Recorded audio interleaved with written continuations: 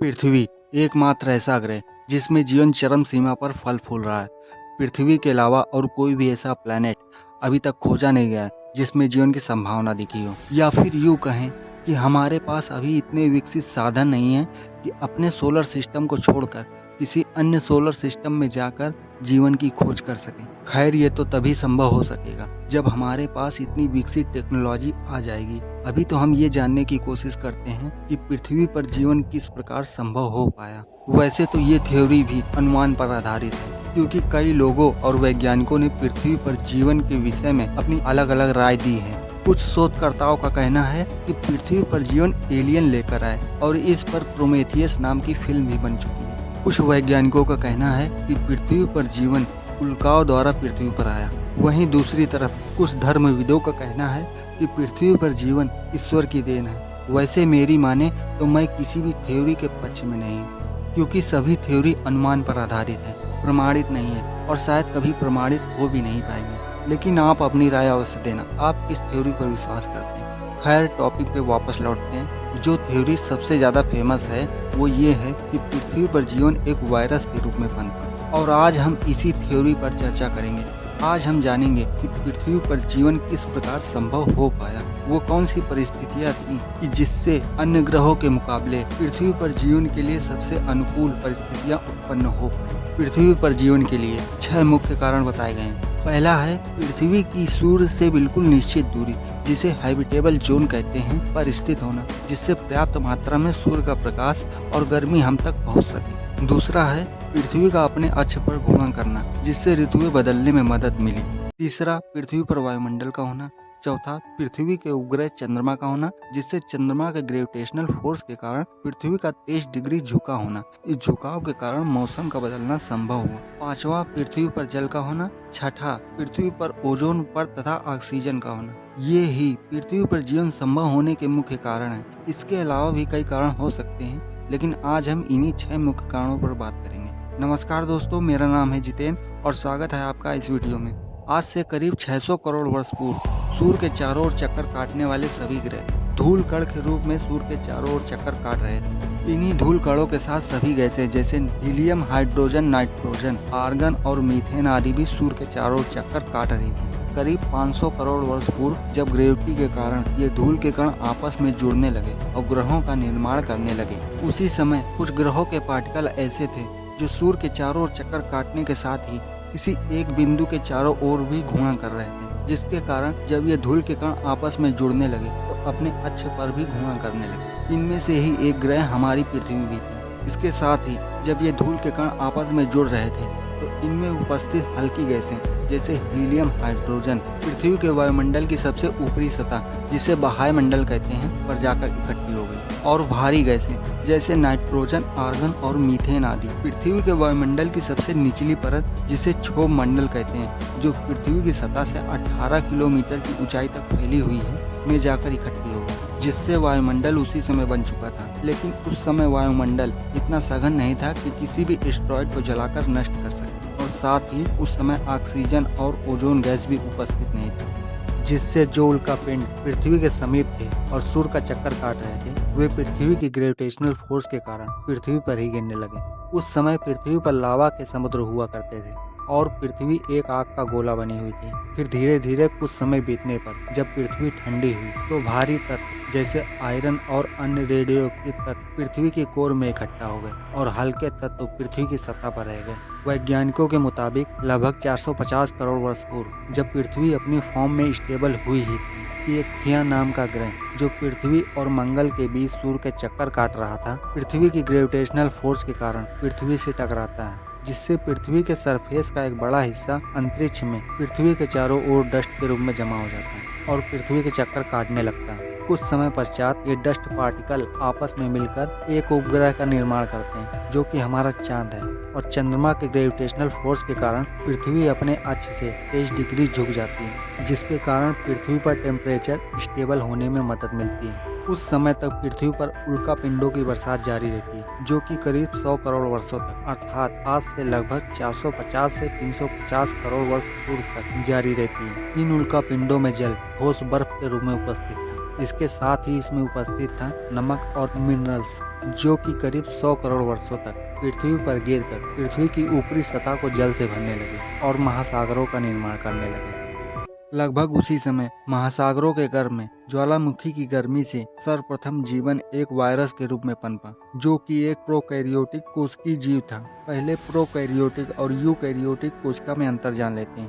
Prokaryotic कोशिका एक अविकसित कोशिका होती है। इसमें केंद्रक उपस्थित नहीं होता। कुछ प्रकाश संश्लेषी सूक्ष्म जीव इसके अंतर्गत आते हैं, जैसे साइनोबैक्टीरिया। वहीं दूसरी तरफ यूकैरियोटिक कोशिका एक विकसित कोशिका होती है। इसमें केंद्रक उपस्थित होता है। समस्त बहुकोशिकीय जीव, जिसमें मनुष्य भी शामिल है, इसके अंतर्गत आते हैं। कुछ सूक्ष्म जीवों को छोड़कर समस्त प्रकाश संश्लेषी जीव इसके अंतर्गत आते हैं। तो कहानी में वापस लौटते हैं। जो प्रथम एक कोशिकीय जीव पनपा, वो पूर्ण रूप से विकसित नहीं था। वैज्ञानिकों ने इसे हुका नाम दिया, अर्थात फर्स्ट यूनिवर्सल कॉमन एंसेस्टर। इसके कुछ ही मिलियन सालों बाद एक खास किस्म के सूक्ष्म जीव का जन्म होता है, साइनोबैक्टीरिया का। इस बैक्टीरिया की खासियत यह थी कि ये सूर्य के प्रकाश और जल के मिनरल्स के द्वारा अपने भोजन और श्वास लेने की आवश्यकता को पूर्ण करते थे और ऑक्सीजन उत्सर्जित करते थे। पानी के अंदर इन जीवों ने स्ट्रोमेटोलाइट्स जैसी रॉक्स का निर्माण किया। कुछ ही मिलियन सालों में पूरी पृथ्वी पर साइनोबैक्टीरिया से बनी हुई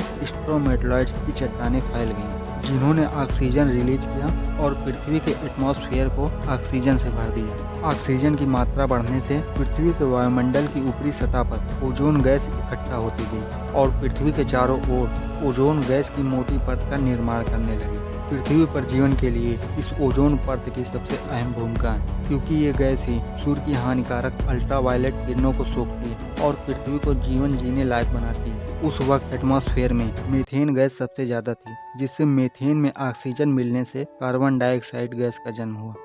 लेकिन अभी कार्बन डाइऑक्साइड गैस की मात्रा बहुत कम थी, जिससे ग्रीन हाउस इफेक्ट का प्रभाव अभी बहुत कम था, जिससे पृथ्वी पर आइसेज शुरू हो गया। बट क्या इतना कारण पर्याप्त है आइसेज आने के लिए? आइए जानने की कोशिश करते हैं। एक वैज्ञानिक थे मिलुटिन मिलानकोविच।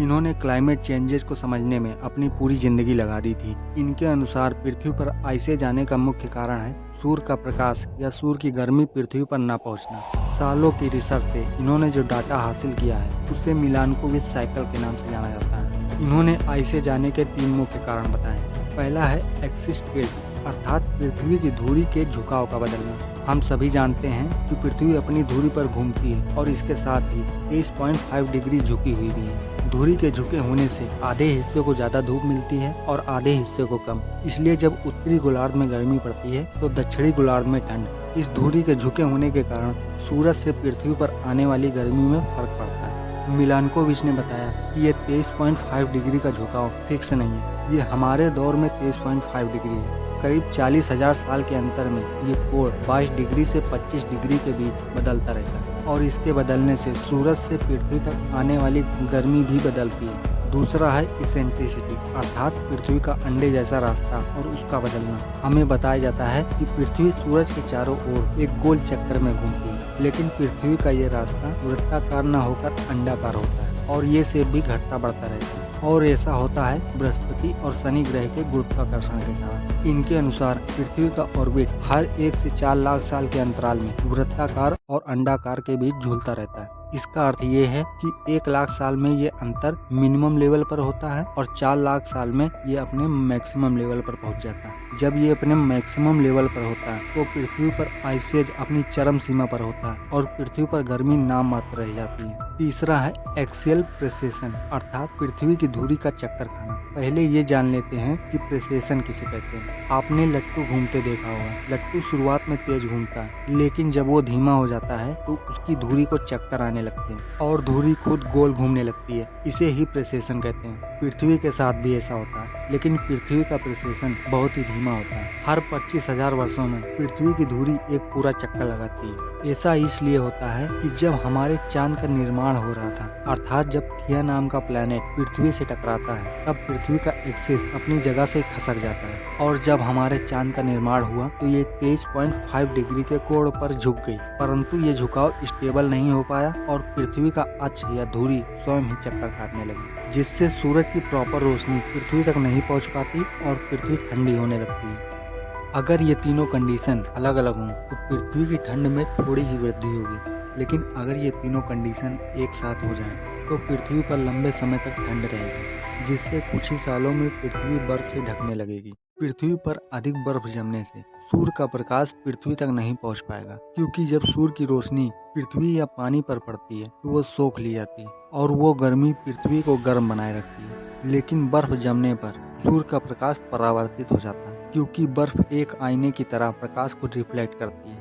इससे सूरज से आने वाली गर्मी और कम हो जाती है, जिससे और भी बर्फ जमने लगती है और पृथ्वी एक ठंडे साइकिल में फंस जाती है। मिलानकोविच के अनुसार ऐसा चक्र हर 1 से 8 लाख साल में पूरा होता है, अर्थात 1 से 4 लाख साल में पृथ्वी पर बर्फ जमती रहती है और 4 से 8 लाख साल में बर्फ पिघलती रहती है। इसलिए पृथ्वी पर आइस एज का दौर आता और जाता रहता है और ऐसा पृथ्वी के जन्म से हो रहा है। यहाँ पर मैं आपको एक बात बता दूं, कार्बन डाइऑक्साइड की मात्रा कम या ज्यादा होने पर पृथ्वी पर आइस एज की समय अवधि घट या बढ़ सकती है। अब कहानी में वापस लौटते हैं। आज से करीब 250 करोड़ वर्ष पूर्व पृथ्वी पर पहला आइस एज आया। इसे ह्यूरोनियन आइस एज के नाम से जाना जाता है। ये अब तक का सबसे लंबा आइस एज था, क्योंकि पृथ्वी पर ऑक्सीजन की मात्रा बहुत अधिक थी, इसलिए पृथ्वी लंबे समय तक बर्फ से ढकी रही। ये आइस एज करीब 30 करोड़ सालों तक पृथ्वी पर बना रहा। पृथ्वी पर चारों ओर बर्फ जमने के कारण अधिकांश साइनोबैक्टीरिया खत्म हो गए, लेकिन महासागरों के अंदर कुछ साइनोबैक्टीरिया बचे रह गए, जिन्होंने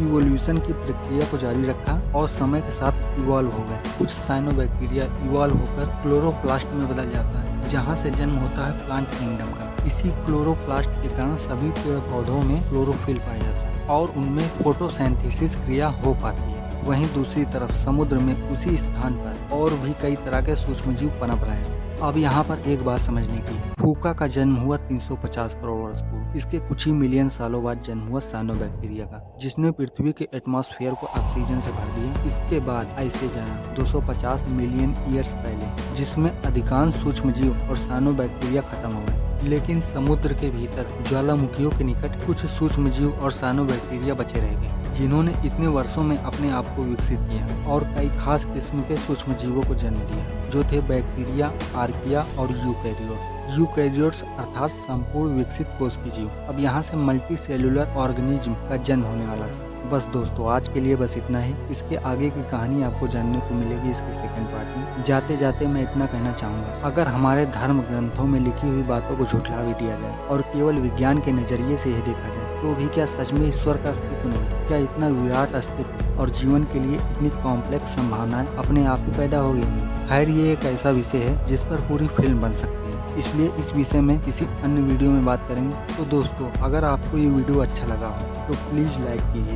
सब्सक्राइब कीजिए, कमेंट कीजिए। मिलते हैं इस वीडियो के सेकंड पार्ट में। तब तक के लिए जय श्री राम।